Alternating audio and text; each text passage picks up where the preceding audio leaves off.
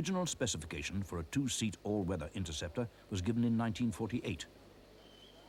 The first prototype was constructed 3 years later, incorporating the by now proven swept wing configuration. The Saab 32, or Lansen, first flew on the 3rd of November 1952. 1 year later, it became the first Swedish aircraft to go through the sound barrier. Over the next 20 years, the Lansen formed the vanguard of Sweden's strike force.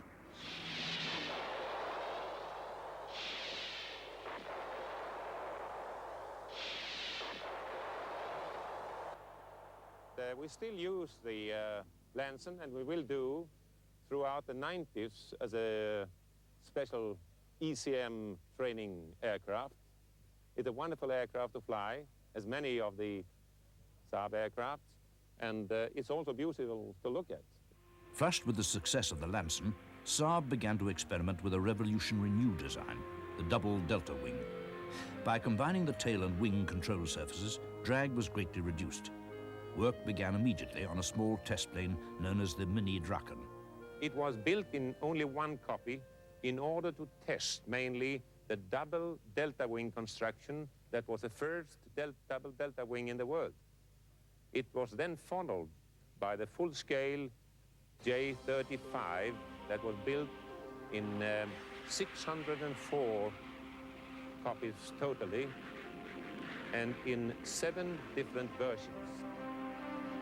The Draken design, which pioneered delta wing aerodynamics, was a landmark in world aviation. Without the practical experience gained by the Saab design, aircraft like Concorde would not have been possible. 6 years after the Lansen had reached Mach 1, the Draken exceeded Mach 2. The Draken remains in service today and is still being produced for the Austrian, Danish and Swedish air forces, a tribute to its highly sophisticated design. The Draken, along with Sweden's advanced radar systems, has been defending their vulnerable coastline for 30 years.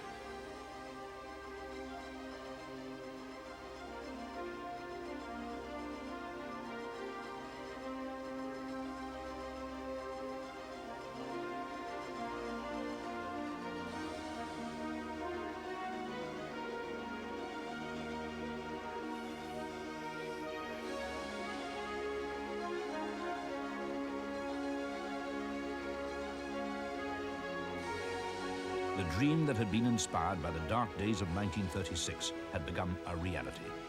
In the space of 10 years, Sweden had turned from one of the largest importers of aircraft to one of the biggest exporters. In an attempt to capture the jet trainer market, Saab launched the 105. First flown in 1963, the 105 failed to sell abroad. However, large numbers were purchased by the Swedish Air Force, and 105s equipped their world-famous aerobatic flight.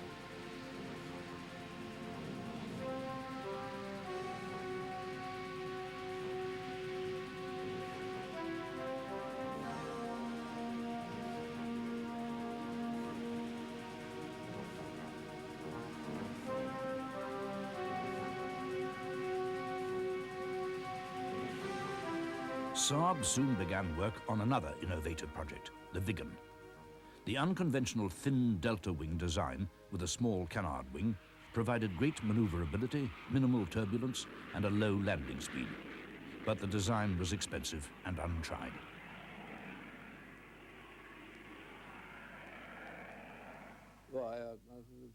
We always said that our task was to produce aeroplanes to suit Sweden's needs. That was what motivated the Swedish aviation industry, to design for Swedish conditions and not to buy from abroad. But the Viggen design was expensive, and the foreign deals were good. At this point, the whole project hung in the balance. In the end, it was the Viggen's superiority over foreign designs that saved it from cancellation. Its performance at low speeds and altitudes was remarkable, making it ideal for the high requirements of the Swedish Air Force.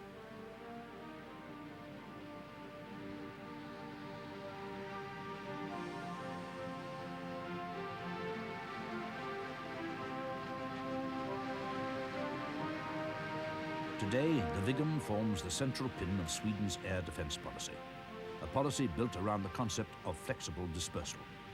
on one main base, we have several small bases around that base, which will make it difficult for an enemy to hit all these places, and we will always find, hopefully, one base to land on and one base to take off from. And they are connected in a road net system on ground, so we have a flexible system making service on ground, preparations and so on, and a flexible system from takeoff and landing point. I think this gives us a system which is to a very big extent better than to just build on one hardened airbase, which is more vulnerable, I think. With the recent improvement in East-West relations, Sweden's international position seems secure. But the price for non-alignment and neutrality is constant vigilance. With the reduction in the size of the Air Force, increased pressure has been placed on man and machine. In wartime, combat aircraft are at a premium. On landing, a Viggen can be serviced, refueled and rearmed and be flying again in 8 minutes.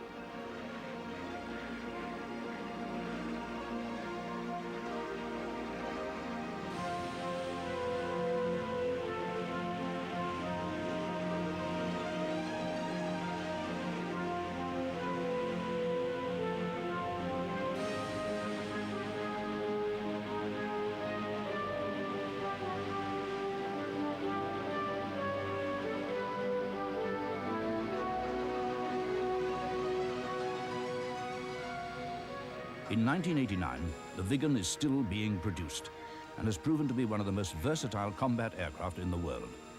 Those who had fought through the financial difficulties of the 60s and the tempting offers of US and European aircraft manufacturers had finally been vindicated.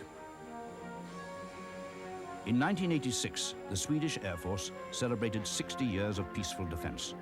The Lansen, Draken and Viggen, spanning 40 years of Swedish development, flew together for the first time. In the same year, Saab unveiled its latest and most ambitious project, the Gripen, the most advanced combat aircraft design in the world.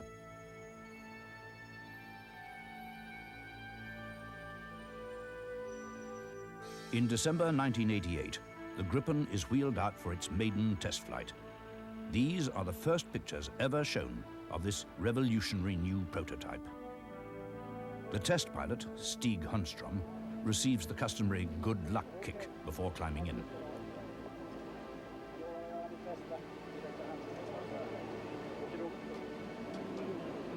Such is the level of investment on the Gripen that the future of Saab and of the whole of Swedish aviation rests on this flight.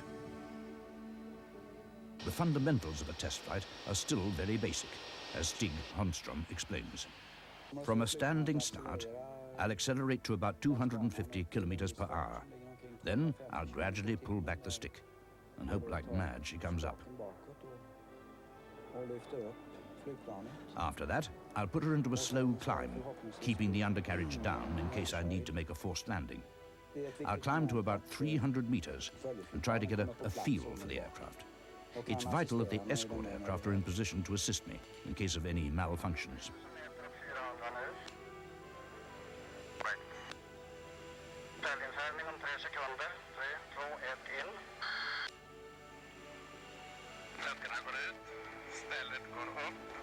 The Gripen design is based on a similar concept to the Viggen, but the aircraft is considerably more maneuverable.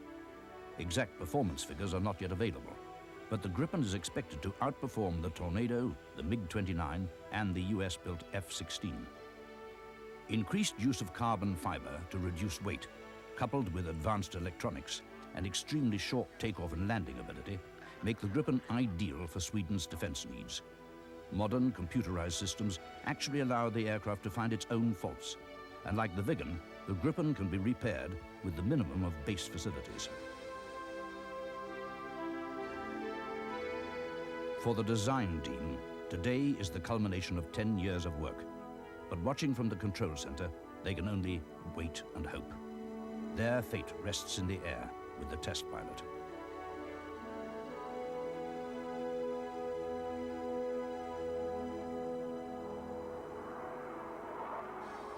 After a couple of circuits, I'll bring her in. No sudden turns or victory rolls, just a slow, straight approach. My priority is to bring her down in one piece.